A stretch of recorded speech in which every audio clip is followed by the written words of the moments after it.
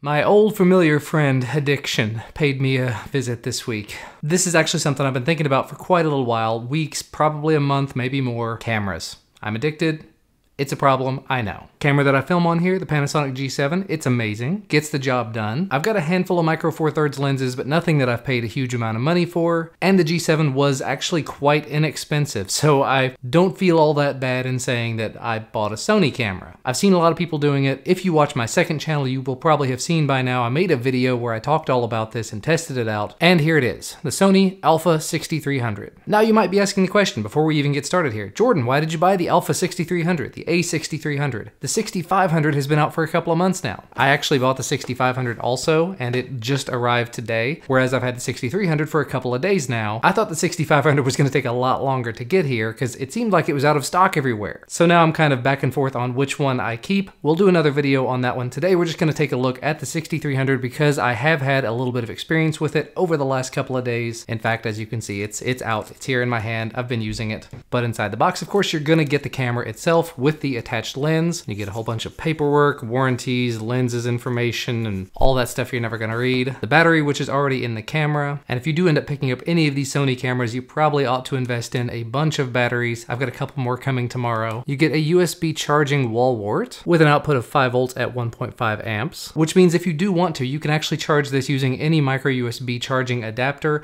From what I've seen though, I've seen from other channels, it doesn't take 1.5 amps. It actually takes like 0.85 max. So just about any USB charger should be able to work with this. Although keep in mind, if you're charging this and trying to use it at the same time, make sure the microphone you're using it with, the cable is thick enough that it's not gonna have any sort of interference issues, because that's definitely a possibility. But otherwise in the box, you're gonna get a strap for it. Of course, a short micro USB charging cable, a little eyepiece cover, and that's about it. And in terms of the camera itself and what it is and what it can do, here on the side of the box, you can see it has an APS-C size sensor. It's 24.2 megapixels, capable of ISO 100 to 25,600, although I think it goes higher than that, but not in video mode. Only up to 25,600 in video mode. It has 425 autofocus points, phase detection autofocus.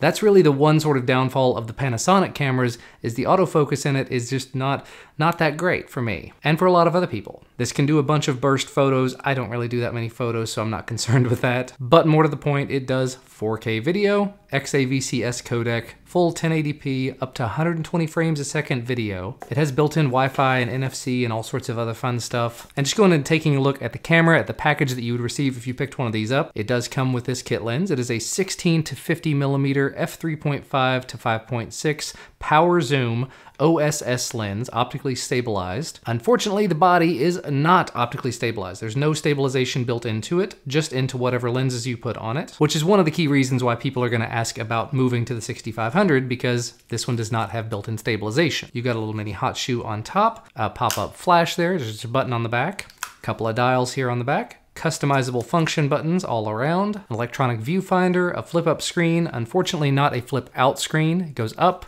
and it goes down somewhat. That's another one of the sort of downfalls of the Sony cameras in my opinion. Little record button right here. This is something I've not seen anybody mention. This is the video record button, and it's in this super weird place on the grip, but I've seen it on apparently all the Sony cameras. So if you're holding it like this, you just have to move your thumb over and hit it. But if you're holding it from the front, finding that little nub is kind of difficult. Luckily, all these little custom buttons, the little C1 button here, can be remapped, so I mapped that to be the movie button. Took care of my issue. If you want to take the lens off, there's a button right here. You push it down, give it a little twist, and then the lens is off. Line up the white dots and give it another twist to get it back in place. Over here on the side, there's a door that opens up, and you can see right here, microphone input, micro USB, and micro HDMI. Over on the other side is the NFC tag. On the bottom is where you'll put in the battery as well as the SD card. This does not come with an SD card, of course. I just happen to have one that I put in there. And the battery, if you're curious, is the Sony NP-FW50. It's about 1,020 milliamp hours. And again, if you're using this camera or any of the Sony ones, you're gonna wanna have several of those. But like I said, you can always charge over micro USB, and you can charge while you're using it, so that is an option. Now, I'm not a photographer. I primarily deal in video, as you can see right here. So the majority of the time that I've spent with this so far has been in video mode. And for me, basically, I turn the camera on, The lens extends like this. Keep in mind, again, you can take that lens off. You can replace it with other ones, like this one that actually came with the 6300. This is a 55 to 210 telephoto zoom lens. And by the way, I should mention, I bought this at Best Buy. The whole kit was like $1,250, which altogether is cheaper than the A6500 body. Just throwing that out there. But now that I've turned the camera on, I can either hit this button back here or hit the button up here to start recording video. I've got it in video mode so I can control all the video settings from the screen here on the back. This is not a touchscreen, another one of the big differences between the 6300 and 6500. But of course there's controls for everything so you can get to all of that from the buttons. So if you don't like a touchscreen, if it interferes with the way that you work, you're probably better off with this one. And without any further ado, it's probably about time to go ahead and put this on a tripod and give you a little quick comparison, a little back and forth between the G7 and the 6300. And we are back. Hopefully everything is recording appropriately now. I've actually probably got this using the audio from the Tascam, just so things are kind of fair and even, but if you're curious, this is what the audio from the Sony A6300 sounds like. I tried to get the framing about as similar as possible, as close as possible. The cameras are actually sitting side by side, and the Sony is at 16 millimeters, which is equivalent to about 24 millimeters on a 35 millimeter scale. Panasonic is using a 12 to 32 lens at 12 millimeters, which should be equivalent to about 24 millimeters on the 35 millimeter scale, so they should be similar, but as you'll see, the Sony is just a little bit wider, and I do have the Sony set to just entirely automatic settings. I haven't changed anything on it, whereas the G7 that I use all the time is in manual mode, but from what I've seen, the Sony does an amazing job of sort of keeping things in focus, keeping things looking decent, and overall, just for using kit lens versus kit lens, camera versus camera, in my opinion, I think the video quality is a little bit better from the Sony. The audio quality, when using the 3.5 millimeter input on both of the cameras, the Sony absolutely blows the Panasonic out of the water. And I've tested a bunch of different microphones on both of these cameras. The Sony just absolutely, there's no background hiss, there are no issues with it, whereas the G7 constantly has a hiss with anything in the background unless you absolutely blow it out of the water with the audio that's coming in, which is what I'm doing right now using the Tascam. Now this is not a thorough, exhaustive test or anything. If you want to see the A6300 in a lot more situations, like I said, I did do a video over on my second channel where I talked at length about 20 minutes about this camera, and 10 minutes or more of it was footage directly from the camera, both in this type of lighting as well as other parts of the house, outdoors, late night. So make sure to check that video out. I will link it down in the video description. But for the time being, I'm probably actually going to be switching my main camera, my main channel camera, this one here,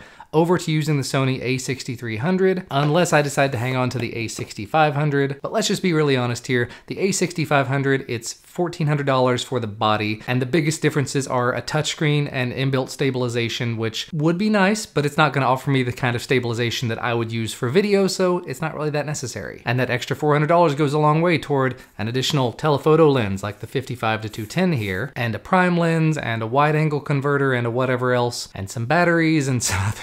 Yeah, so I might end up hanging on to the 6300 instead. But let me know what you think about this down in the comment section below. I really like the ability to just literally turn the camera on, hit the record button, and know that things are going to be in focus and that things are going to look nice. Whereas with the Panasonic, I always had that concern of, am I going to hit it right? Am I going to miss it? Is the audio going to be bad? That's why I fought for so long with audio on this. So thank you guys, as always, for watching. Hopefully you enjoyed this sort of quick little, decently long video. We do what we can. And we'll see you again in the next video. Maybe the next one will be a comparison between the 6300 and 6500. So make sure to come back. Bye, guys.